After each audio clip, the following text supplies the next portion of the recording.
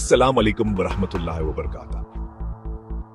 आज हम बात करेंगे एक बहुत ही अहम और राज भरी हकीकत के बारे में। रोजे अज़ल में क्या हुआ था? अस्सलाम वालेकुम वरहमतुल्लाहि वबरकातुहू। आज हम बात करेंगे एक बहुत ही अहम और राज भरी हकीकत के बारे में। रोजे अज़ल में क्या हुआ था? रोजे अज़ल वो दिन था जब अल्लाह ताला ने तमाम इंसानों की रूहों को पैदा फरमाया।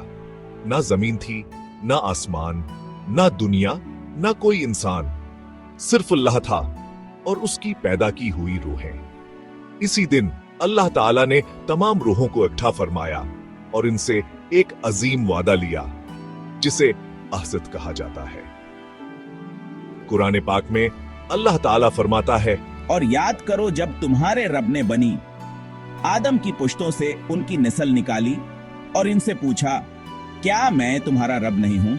सब ने कहा, क्यों नहीं, हम गवाही देते हैं। सूरह अराफ। यानी उस दिन हम सब, मैं, आप और पूरी इंसानियत अल्लाह के सामने खड़ी थी और सब ने जबान से कहा था, जी हाँ या अल्लाह, तो ही हमारा रब है।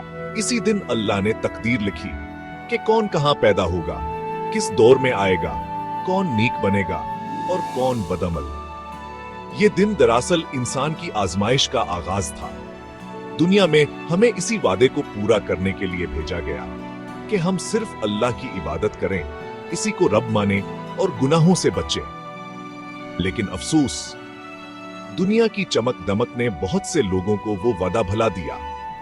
इसलिए हमें चाहिए कि हम रोज याद करें कि हमने अल्लाह से वादा किया था कि हम इसी के फरमानबरदार रहेंगे।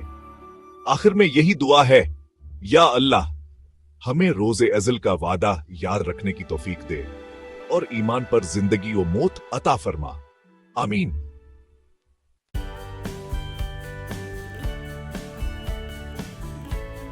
अगर आपको ये वीडियो पसंद आई हो तो सब्सक्राइब करें, लाइक करें और शेयर करें ताकि दूसरे भी रोजे अज़ल की हकीकत जान सकें।